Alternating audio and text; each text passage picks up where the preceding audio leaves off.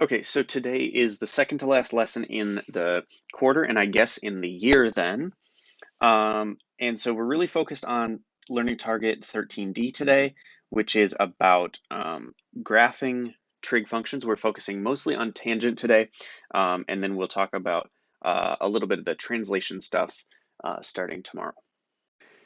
Just a quick reminder that if you are curious about anything going on with fourth quarter, if you're confused about how this is all going to work, please email me. Please let me know what I can do to help you because I want to make sure that you know what you need to know about fourth quarter. Yeah, just as an update for you, we have 1 week of school left. We are here on Monday. Um, we're skipping live lessons this week just because I want to make sure that you guys have time to work independently instead of spending time watching my videos. So you have one more lesson tomorrow and then an assessment on Thursday.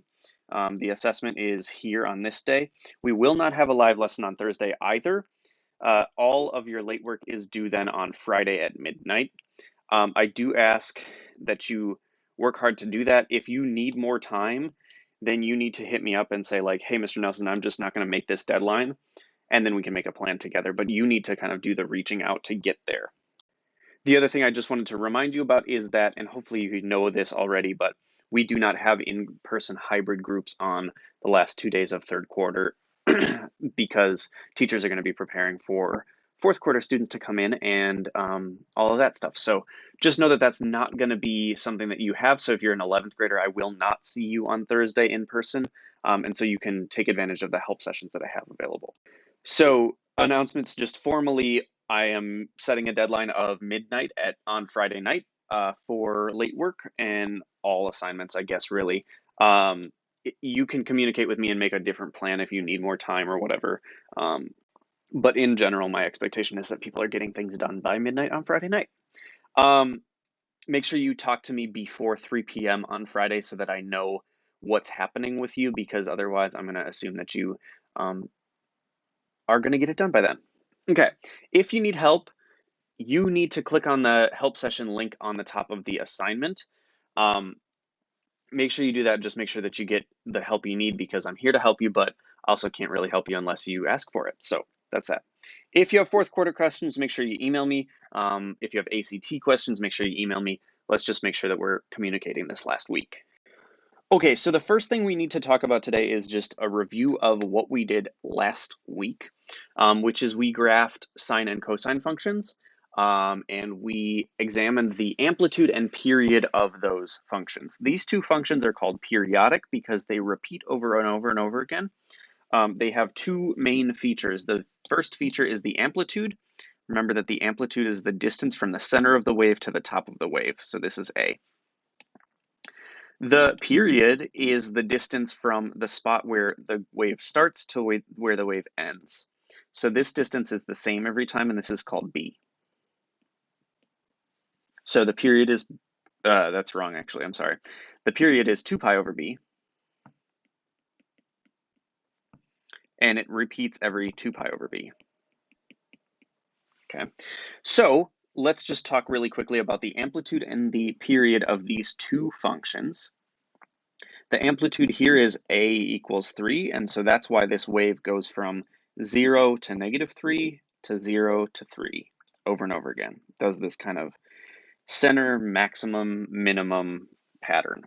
Notice that from any of these points, from here to here, or from here to here, or from here to here, or from here to here, all of these are 2 pi over B. So that's kind of an important point. They just have a really regular pattern. We are given that B equals 2 here, and so our period is 2 pi over 2, which means that period is pi on this. And we can see that right here. So if you look from 0 to pi, I know that I kind of wrote over it, but the x value there is pi. The sine function repeats itself there. Let's compare that to this cosine function here. So we have the same deal here. Our A equals -1/4, which means that the amplitude is 1/4. So that means that from here to here is 1/4 of a unit. It's interesting that there's a negative here. All that means is that this function has been flipped upside down. So originally, this function would have looked something like this. See if I can graph this a little bit quickly. Sort of like that. This is if a was 1/4, but since it's negative, that means that we have reflected across the x-axis. So we've reflected across this line here. Now here I am drawing too much stuff on this graph. That's fine. Okay, the period is 2 pi over pi this time. So period equals just the number 2. And so what that means is that the period between 0 and 2, this function repeats 1 time. And so if we go another period, we're at 4. And so each of these lengths is 2 on this graph. All right, so now our next topic is to talk about tangent graphs. But to talk about tangent graphs, it's kind of important to remember where tangent comes from. And so in my mind, I think it's important to go back to the unit circle. So remember that our points on the unit circle are written as cosine theta sine theta. And our tangent is sine theta divided by cosine theta, or y over x in context of the unit circle. So if, for instance, I need to find the tangent of pi over 3, then I need to do the sine of pi over 3 divided by the cosine of pi over 3, which is root 3 over 2 divided by 1/2. Remember, we did like a multiplying by the reciprocal of the denominator, and so we ended up with that the tangent of pi over 3 is square root of 3. Okay. A good practice problem for you to try right now would be to find the tangent of 11 pi over 6, or to find the tangent of 3 pi over 4. Just try those two, and then you can Google the answers too, just to check your work. All right, so this is going to take a little bit of work, and so I'm probably going to do a couple as an example, and then I'll pause the video and finish on my own without you watching. But here we go. So the tangent of, so I think it's helpful to go back to the unit circle, so I'm just going to pop that unit circle on this slide. Okay, so if I need to get the tangent of 0, I'm going to do 0 divided by 1, which is 0. If I'm going to do the tangent of pi over 6, I'm going to do 1/2 divided by root 3 over 2. And so if I just pull over here, I'm just going to do that really quick. 1/2 divided by root 3 over 2. Remember that you could multiply this as 1/2 times 2 over root 3, which would be 1 over root 3. Remember that you need to rationalize this denominator by multiplying by the square root of 3 over the square root of 3. And this is going to give you the square root of 3 over 3. So that's one example of doing this. This is the tangent of pi over 6. I'm sorry, pi over 6. Okay, so this is root 3 over 3. I know that the tangent of pi over 4 is 1, and that makes sense because I'm taking the y value and dividing it by the x value, and they're both the same. Okay, we just did the tangent of pi over 3 on the previous slide, so that was root 3. The tangent of pi over 2 is undefined because it's 1 divided by 0, and so 1 divided by 0 is not possible.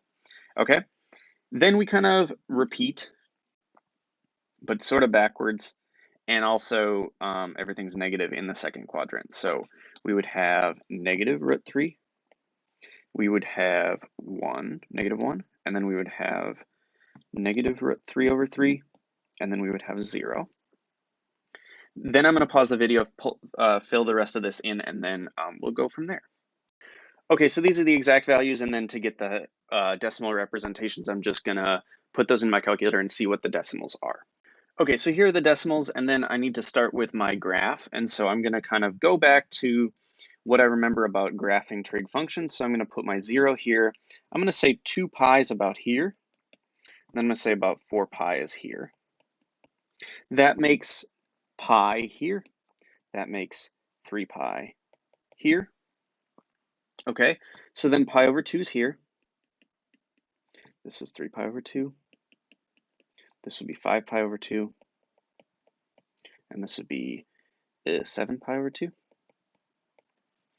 So then this would be negative pi over 2. This would be negative pi. And that's probably good enough. It goes on further to the left and to the right, but this is fine for our purposes. Okay, pi over 4 would be here. Our pi over 6 would be right about here. And then our pi over 3 would be right about, I don't know, here. That's probably good for our purposes for right now, and then we can just kind of eyeball everything else. So if we're going to do 0, 0, that's this spot right here, 0, 0. Pi over 6 was 0.5, so I guess I need some ticks on the y values. So let's say this is where 1 is, this is where negative 1 is, this would be where 2 is, this would be where negative 2 is. Perfect, not really, but that's fine. Okay, so pi over 6 was 0.5. Pi over 4 was 1. Pi over 2 was undefined. We missed pi over 3. Pi over 3 is 1.7. So that'd be like right here-ish. Does not have to be perfect, it's fine. And then we get an undefined, and then we kind of go back down here, and we get sort of this weird pi is 0. So then it would be like this, and then it kind of goes like this. So we have this weird, like, I don't know, it's kind of a wave, but it's also like this other weird curve. So this kind of looks like this. And so you're going to start seeing this trig function looking like this. And this is new because this is not what we're used to. I'm going to take a minute to do a Desmos video here where I'm going to explore what A and B do on the tangent graph and just to look at like a little bit more precise of a drawing than what I just constructed on the last slide. So we'll do that in a second here. What I really want to focus on, okay, is A and B are typically 1. How do those switch the look of the graph depending on what the values of A and B are? So pay attention to that as I do that.